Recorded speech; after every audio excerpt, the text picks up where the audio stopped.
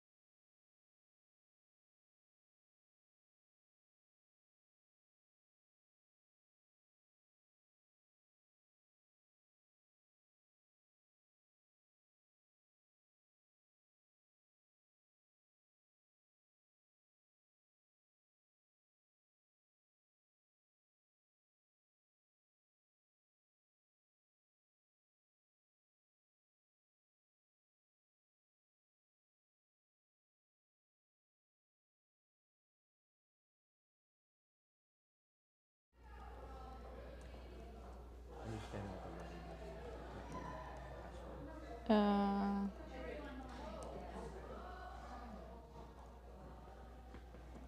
That one was better because there was no light issues.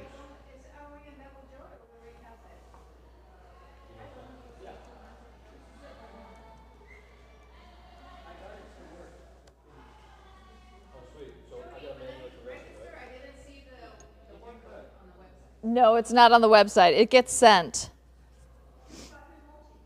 Give me 1 second. Yeah. No.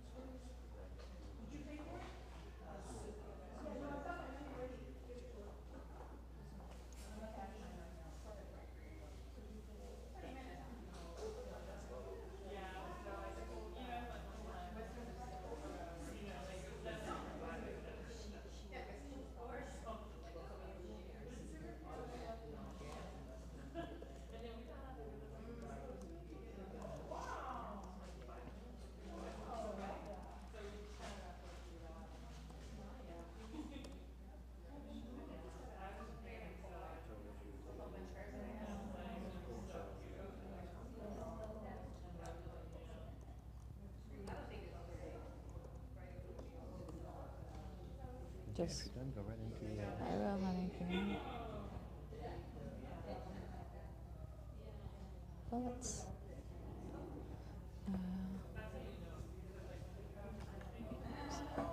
No, Elijah Lake.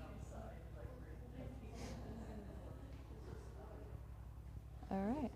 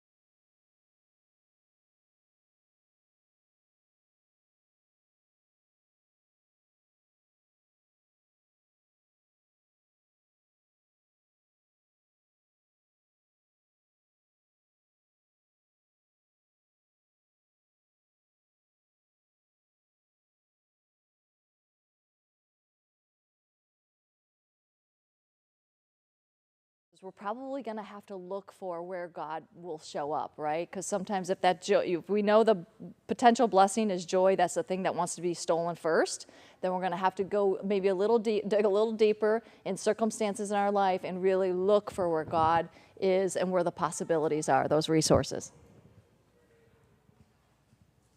So this is a slide we went over last month. So just a reminder that we're now in the year of double doors and we have double Adar, which is really profound from a prophetic perspective. So think about double doors being open because it's based on the numbers and what's going on with this year. And then now having double Adar, which is also the potential for double joy. So a couple of the notes that I have there that if you follow any of the prophetic voices in the world today, they're talking biblically about this, so it's really in step and in line. You're hearing them all kind of have the same story and perspective on this. It's also intended to be one of the greatest opportunities for the transfer of wealth. So it's always happening in war times, and that's traditionally what Adar is. It's when they are crossing over the Jordan. Okay, so this is a month when they're crossing over, so they're getting ready to possess and then become overcomers. So this is part of possession. And then this is typically only 29 days, and we receive 59 days to prepare. So it's also a season for preparing, and that's what's really been on my heart. I know this whole last month, it's actually been about a month and a half now. For me personally, the Lord has been speaking to me about what does it look like to prepare? Like, what are the things that we really do need to get good at? And I don't mean that from a performance perspective, but just truly because the times are changing. And when I started to beckon to his voice about this, I heard him say, I want you to start fasting. So I started to fast in December for 3 days a week. And I'm like, Lord, I don't know what this looks like. I mean, I hadn't, come to this month. I wasn't thinking Esther. And even now that I'm in this month, I'm like, oh, I see where part of her fasting, right, was to prepare. And so the things that I've experienced myself with just fasting 3 days a week have been profound. I've seen patterns in myself that I wouldn't have seen without fasting. I've seen patterns in my family members. I've seen patterns in my parenting. I've seen where the humility comes to just such a different level when you're trying to do things in your normal strength and you haven't eaten for 3 days. And so it has been, it's been very encouraging. I don't know when he's going to release me and have me not doing it, but I know that I've had to be very practical for myself from the perspective of I'm not willing to go into my next spiritual year. This is the last month of the spiritual year, so we're entering a new spiritual year starting next month. I'm not willing to go into my next spiritual year not having all the breakthrough that's available to me, right? So I knew that I couldn't go back to old ways, and I can't go back to yesterday's manna. So the things that I used to do may not be the things that I could or should be doing now. And I don't mean should from like a shame perspective, right?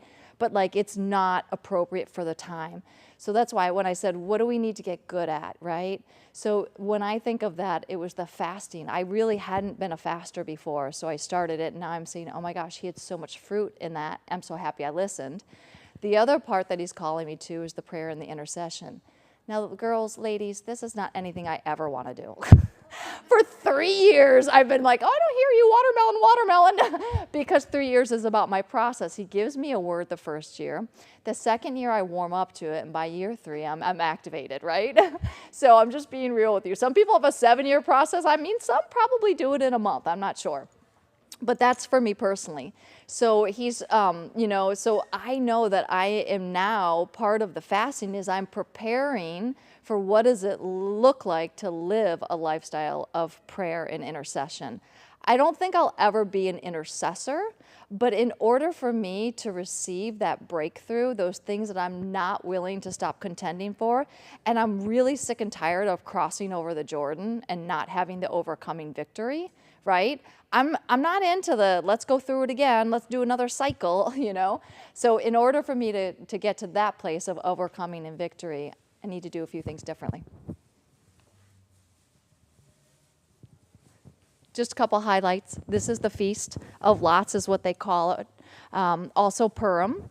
And this is when the Jewish calendar aligns with the moon phases. This is what I talked about earlier. And then it's the celebration where the reason why it's in Adar II this month is because it needs to be properly connected to Passover. So there's always a certain number of days that happen between Purim and then Passover. So it would never have been in Adar I. It needs to be in Adar II because now we're going to move into Passover next month. And then at the end of the day, it's filled with unexpected and unmasked joy. I don't know if you know the story of Esther. It's a great book to read during this time. It's encouraged. But they wore their masks, as the celebration happened. And it was really, we went through last month, the idea of a mask. A mask can do two things. It can keep you hidden in a good way, right? Like when we're hidden in God.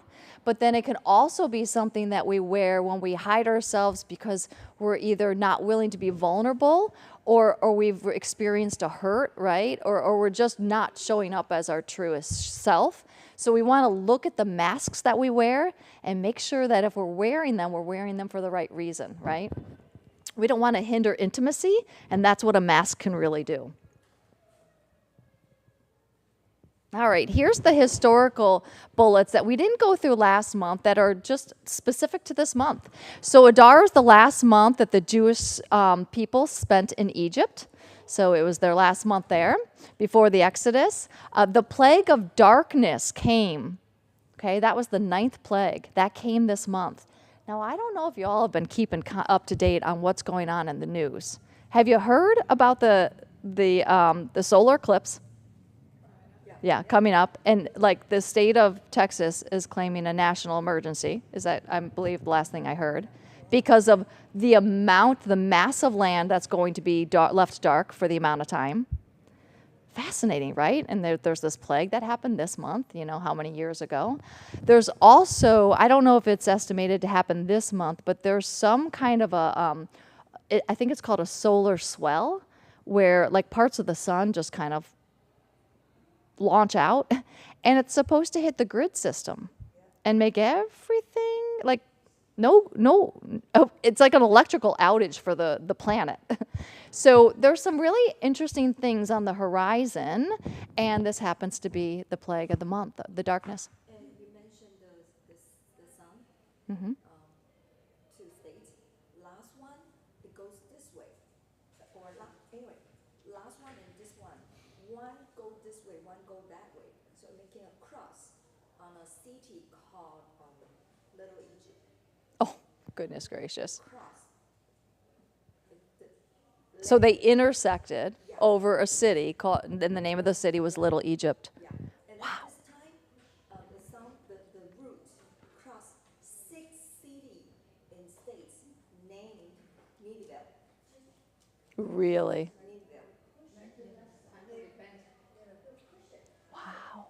Wow. Little Egypt is like the #1 place in Illinois that is for abortions.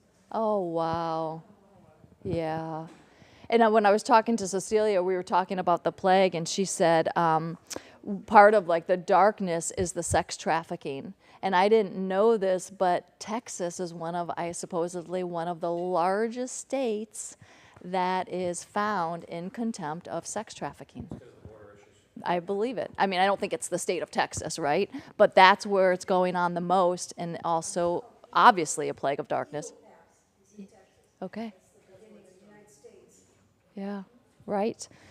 So. There are 2 movies right now showing both stories are rescuing children. Mm-hmm. God is doing something. Absolutely. You're right. They are in the theaters. We've gone to watch one as a family, as a matter of fact. Yeah.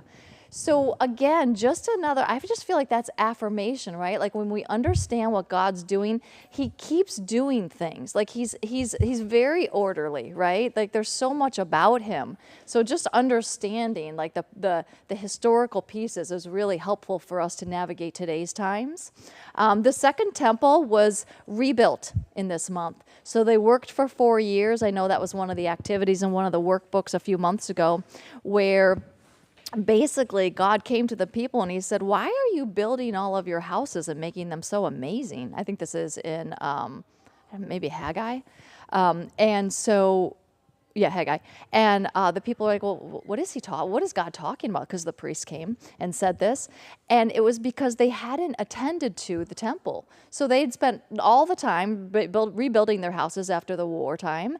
And he's like, where's my temple, right? So they stopped what they did, what they were working on, and spent 4 years rebuilding the temple. And that was 4 years of hard work. And in Adar is when they completed it. This is also the month when Moses was born and died, right? Yeah, and so when the story goes, when Haman casted lots, right, to make the decree to kill the Jews, he was so excited when it landed in this month because he knew how much the Jewish people loved Moses, and it would be a low time for them because they missed the presence, right? And so he was so excited about it, is how the story goes. And also, this is on the 5th of Adar was when Moses had his last day of leadership, and he gave leadership to Joshua. So in the same month, the leadership was handed over, and he also passed away. This is also the month with the fast of Esther, the feast of Purim, and the war against the Persian Jew haters. So these are all of the things that happened in this month when it comes to the book of Esther. And in this month, 75,000 enemies were killed on that day. So when they were allowed to defend themselves, there were 75,000 people killed. All right. So one of the areas that I thought was really kind of cool is that the Purim to Passover is kind of like a bookend, the way it's viewed, and they have very similar aspects, but they're very different at the same time. So both examples are examples of breaking out of Egypt, which I thought was so profound. So we know that the Passover is really when they got to leave the Exodus. It is the book of Exodus, and it's when they got to be free, right? No longer slaves from Egypt. And so there was a breaking out there. But there was also a breaking out within Purim, right? Because they were breaking out from being underneath the thumb of this new decree. And then there was also a place for miracles. And the way they're positioned between these two celebrations is Passover, they're supernatural miracles, and they're initiated by God. But with Purim, they're initiated by humans, and they're still miracles. And it was absolutely a miracle that Esther was able to get in alignment with the Lord. She knew exactly what to do, right? She did her fasting. She was praying back the 72 names of God. And then she had a strategy for how to go after this, which was still miraculous, right? To save a whole nation of people. And then the joy. There was much joy at the end of, being delivered as slaves. And then there was much joy at the end of, what we call Purim now. So at the end of those 3 days when she then went to the king and, I guess, really begged for their freedom. And then these are some things I want to point out to you. Again, the potential blessing this month is joy. Joy brings us to greater spiritual heights. Okay? Yeah. Joy can bring you to miracles, right? When you do work with joy, there is no limit to the reward you will receive. That's actually what, like in Jewish customs and teachings, that's what they teach. That's why that scripture verse that it says that God loves a cheerful giver, it's because when you are at the level of joy and you're giving, he will not put an amount of reward that you will receive. Like there's no ceiling. Where on other works, there's like a ceiling, like, oh, you did a good job. But when it comes to joy, whenever we do anything with joy, it's like when you have one of those kids, right? Everyone maybe has one of those kids. That's like, Mama, whatever you need. Yeah, I'll do that. And you're like, I would give you anything. Do you want $100? You want a candy bar for breakfast, right? But that's how God views us. That's how he interacts with us when we come with joy and we want to please him, please someone else, whatever that looks like. And then joy elevates you, like going back full circle, then it brings you to great spiritual heights. There's so much that is possible in the month of Adar, and that's why they really consider it a very elevated month, where the things that where you would contained in within the natural limitations are no longer there for you, because you have this access to joy, which transcends you. So the enemy is destroyed, both in Purim and Passover, right? Also, we will have miracles that break the laws of nature by our own initiative at Purim.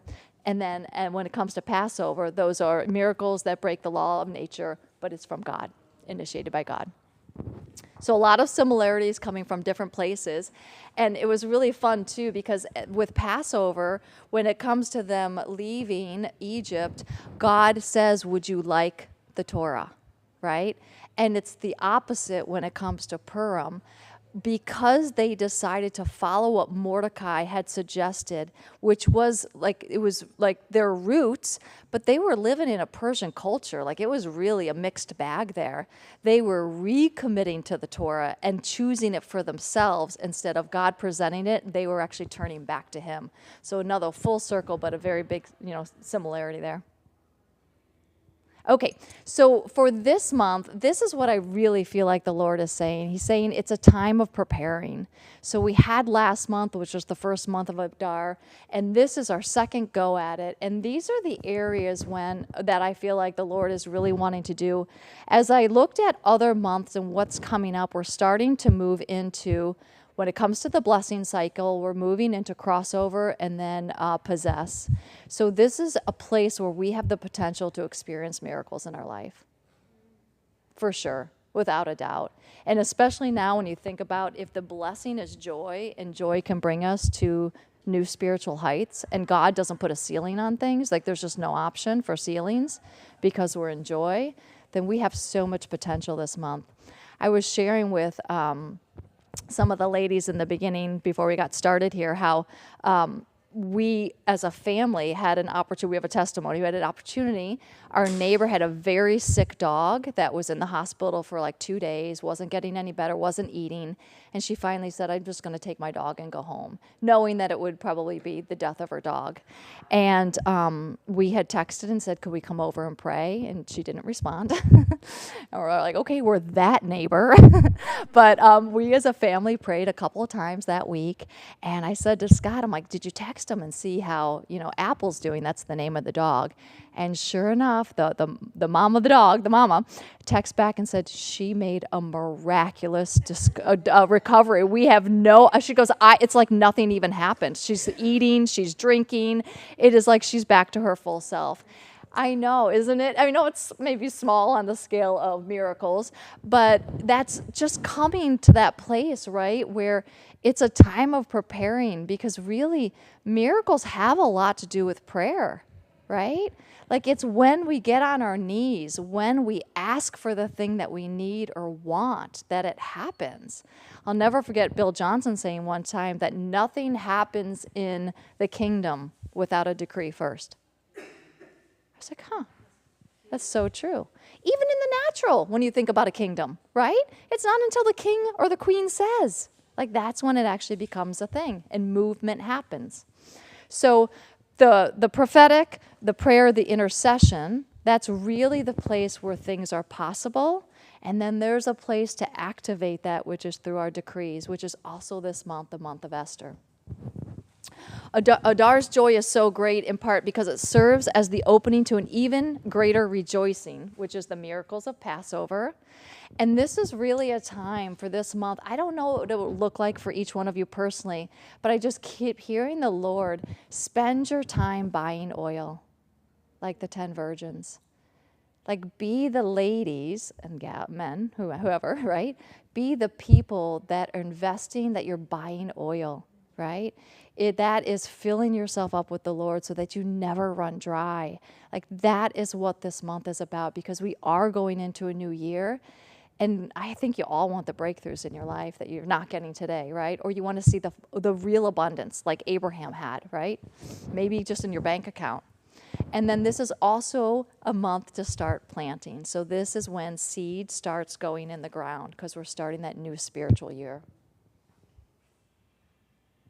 So it's also a time of personal leadership. I talked about this a little bit last month, and this is what I mean by that. I feel like the Lord said, I want you to highlight this. We know a little bit about, well, we know a lot about Moses and Aaron, maybe not as much as our Hebrew friends, but we know that the book of Exodus, the book of Exodus, chapter 32 specifically, it talks about the story where Moses goes up on the mount, right? And there's a problem because he doesn't come down right away, and the people freak out. So some of the parallels and what I want to share with you is that we have two leaders and there are two paths. So we have Moses and we have Aaron, okay? And they're both anointed. They're both chosen by God. They both come from the Levite tribe, right? They're related, so they're brothers. And they chose two very different paths. So what I want to share with you is that the path of Moses is really the path of turning back to God and asking, right? When Aaron fell on hard times or the circumstances weren't ideal, the people came to him and he didn't ask God. He didn't turn to God. He turned to the people and said, okay, then let's do this. Go get your gold, right? And so he went back to old ways because he didn't go to God. Right? So he made the calf because that was old ways. That was Egypt, right? Still built an altar, I think it was, for Yahweh. It wasn't like he was omitting God at all. He was still in somewhat of the new way. But his leadership was off, right? So now he's leading the people in this way because he hasn't gone to God. So I just want to submit to you that in this month, when you're starting to move into the place of, okay, Lord, what do you have for me this next spiritual year? Just really checking your path. Are you on the right path? Are you on the path of Moses or Aaron? Because the manna from yesterday, the things that worked last year, probably aren't going to be what's going to get you to that next place this year. And that would make sense, right? Like, why would we do old stuff that we've already mastered, that we're really good at, or had a purpose and served you then? God likes to try new things because what does it do? It tests the relationship, right? He's like, you're going to follow, you're going to come still? Like, are we going to do this together, right? Like, are you going to, let's go. You're going to give me your full faith and trust. So look to see if you're on the right path. Are you guarding against the weight, right? When we're in the place of crossing over, getting ready to possess, sometimes it's go and wait at the same time. Remember when David went and he knew he was going to war, but he waited to hear God in the trees? He was waiting for the presence, but he knew he was going to war. Like, he still moved out in faith, but he waited at the same time. So think about that as you're in this month. Number 2 there is go to God, ask God, which is what Moses did, so part of the right path. Are you relying on something familiar from your past? So check that. Like we said, is it manna from yesterday? Well, this is what we used to do. We used to make a golden calf. Or are you being called to 3 days of fasting, which is not that much fun each week? And then remove your filters so you're positioned to discern. So in this chapter 32 of Exodus, they hear the ruckus down the mountain. And Joshua thinks what? Thinks they're being attacked.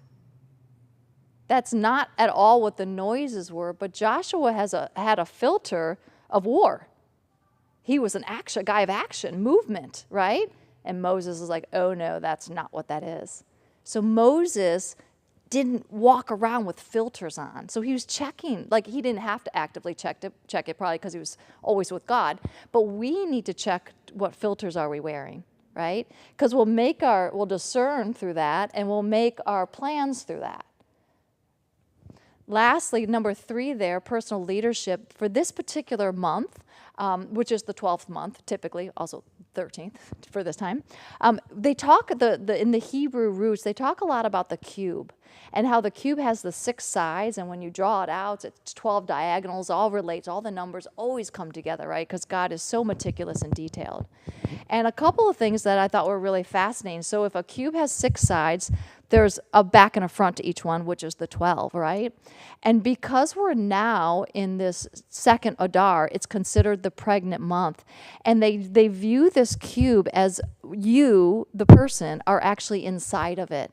So now you're holding the space, which is that pregnant space inside the cube. So you're floating, basically suspended between the physical realm, which are the sides of the cube, and then the spiritual realm, because you're in the middle of all of what's going on. So the perspective is not on physical limitations from heaven to earth, because you're in the middle. So you're kind of carrying the presence. You're just hanging out in the cube in this pregnant month. It's considered a hidden space, and it's like a pregnant woman who conceals and holds something. And it's similar to pregnancy, where appears to be that there's life, but there isn't. So in pregnancy, you're carrying something, right, ready to birth, and it is living. The fetus is living, but it has to have you doing your body has to be doing its work. So in this place of birthing, you're getting ready to birth something. That's what this month is about. You're moving into the new year. How are you going to end this season? And then really making sure that when you birth, you've given it the legs, right, to go forward. And I don't mean that in a physical sense, but making sure that it is actually life. So this is God's blessing cycle. Can someone give me a time check? I don't have a clock. I want to make sure you guys are on time. 26? Okay. And this is where, for this month, if you're willing to just contemplate this with the Lord, like, what does it look like for you to break up, break out, cross over, and possess in 2024? Because this really is the cycle. I've been working on it a lot with another colleague of mine. And the breaking up is just, it's really coming into that place of possibilities of what God wants to do in your life. And sometimes, our imagination isn't even big enough. We have so many limitations that we really don't understand, that when God starts to show us a facet of his identity that he wants to give us, we're like, what? What is that, right? And then it comes to the breakout. We have to break out of what we're doing today, whether it's mindsets or just our behavior or just, kind of killing off the flesh. And I don't mean it in a religious way, but literally just allowing yourself to come into alignment with what he has for you. The crossing over always is just really a place of the waiting and the praying and really getting ready for what he's calling you to possess. And then when it comes to the crossing over and possessing, similar to Esther, the possessing is stepping out in your authority, right? And making those decrees and bringing things into the kingdom here on earth. So I just want to remind you that this is coming up on the new spiritual year. So we're closing out the winter month. This is the last month of the winter season. And as always, every time we leave a season, God likes to tidy things up, right? He likes to be like, all right, we're going to the new one. So make sure you leave it well, right? Whatever that looks like. And just reminding yourself that limitations are often aligned with our past and our expectations. So when I work with clients and I ask them, I'm like, well, what would that look like if we did this? Our brain is wired to go back to only what you know. So you have to force yourself to actually create a new vision, because you only can really create from the past without really taking a hold of it and being like, nope, we're going to go for like what's possible. So just remind yourself when you're looking through this. These are the areas of measurement. So 2024 is a very interesting year in so many ways. If you follow any of the prophetic people, they're like, you know what, I've never been able to see 2024 or beyond. Like, this is, we don't really know what God's going to do, right? And I took these areas of measurement. So we say we're moving into a spiritual year. These come from the book that Mark Tubbs wrote. And I thought they were fabulous. So for example, a couple of ways that we could measure our maturity and our growth. So when you're asking the Lord, where do I need victory? Like, what's going on in my life? What does that look like? So one of them is living in intimacy.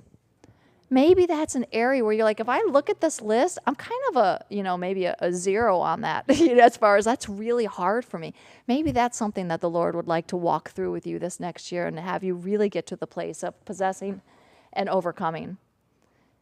Another area of measurement that I wanted to throw out there as you move into this next spiritual year is the area of honor.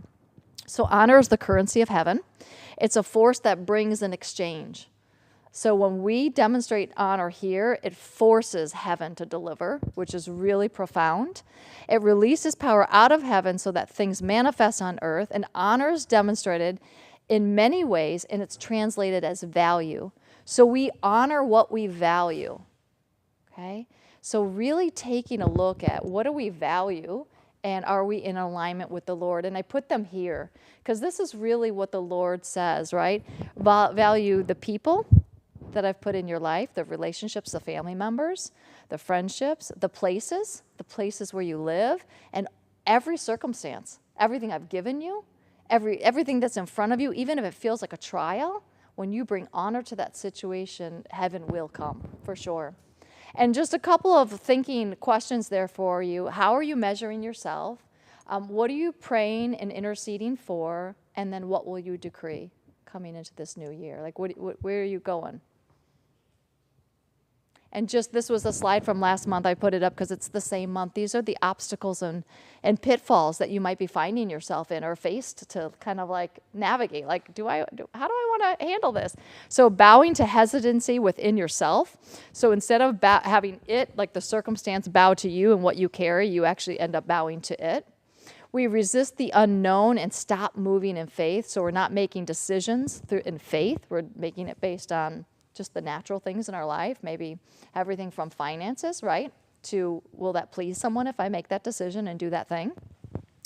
Let the unknown steal your joy. So when we don't know what's going to happen, we're just kind of grumpy about it, or we just allow our joy to get stolen, instead of walking into it and having no limits. And then think what you did before will prosper. So really going back to old ways to get a new thing, have a new result.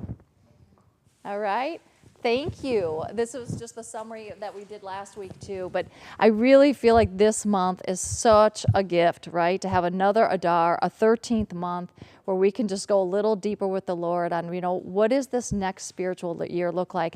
What would it look like if I actually when I say put some goals together, like I just created a little bit of a plan and a target for spiritually, what am I going after? This isn't lose 20 pounds, right? This is like, where in my life do I need to raise the maturity in my spirit, in my soul? Yeah? All right, thanks for coming, everyone. If you have questions, let me know. Yeah. Are these also on the website? The slides are not on the website. The recording is that has the slides in the background. I haven't gotten to the place where I've loaded them all. I'd like to get there, and I've had a couple people ask, and they never get old, you know what I mean, as far as the months are always happening. So I think I'll go through, when we get through a whole year, and scrub them all and get them on there loaded. I was able to get the slides to show up like this on the actual presentation, on the recording, so you'll be able to see the content of the slides on the recording. Because typically what we've been doing is using a camera to try to hone in on the slides. We were able to put the slides actually on the That's awesome. so you can see it. Thank you. Is there awesome? Oh, good. Good. Right, I think so. I wish I would have had this. Have a great day, everybody. I was going to take the creamer.